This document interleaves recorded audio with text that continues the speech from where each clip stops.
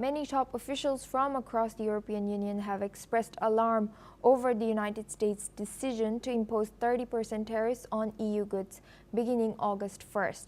The European Council President Antonio Costa reiterated the EU's full support for ongoing negotiations to achieve a fair deal with Washington. Costa said the EU remains committed to building strong global trade partnerships, adding that free and fair trade drives growth, creates jobs, and fortifies supply chains. He warned that unilateral tariffs will instead fuel inflation and disrupt economic stability.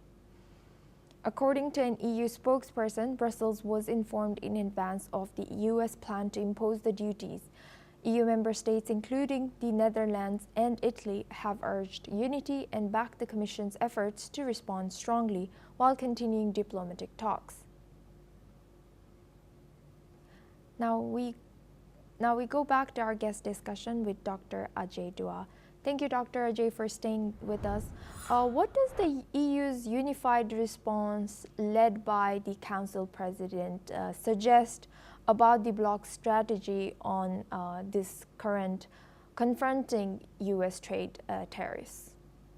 I think it's highly desirable, and the EU is going about it in a very consistent and a systematic manner.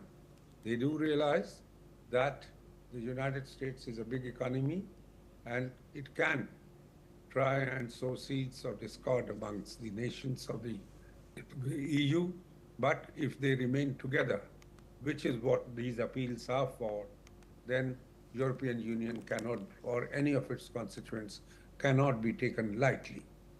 After all, as I've been saying, that bilateral trade between the two is huge. Their dependence upon one another is large, and the similar policies, having similar policies on fundamentals between all the members of the EU, which even goes into domestic policies, is another added strength of theirs in dealing with what the United States might want to do. But at the end of the day, I still feel that the United States is trying to chew much more than it can bite. It is not in that happy situation that it can take on all the countries of the EU together, who are a force to reckon with, force in every sense of the term. Resources, technology, manpower, and all the right things which are required in the modern world, and looking forward to sustainable survival of the European Union and the world.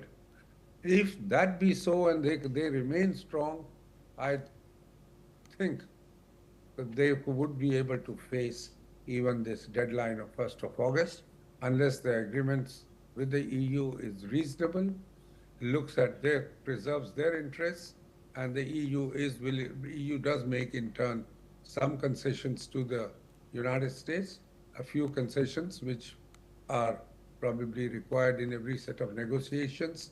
I don't think that EU should be too worried about handling the President of the United States. After all, now, let's just keep it in mind, who are the people left with the United States in the world?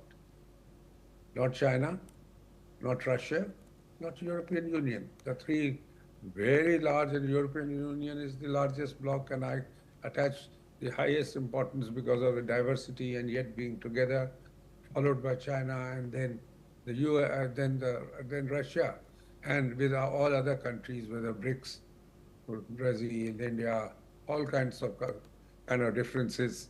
Meaning he seems to have.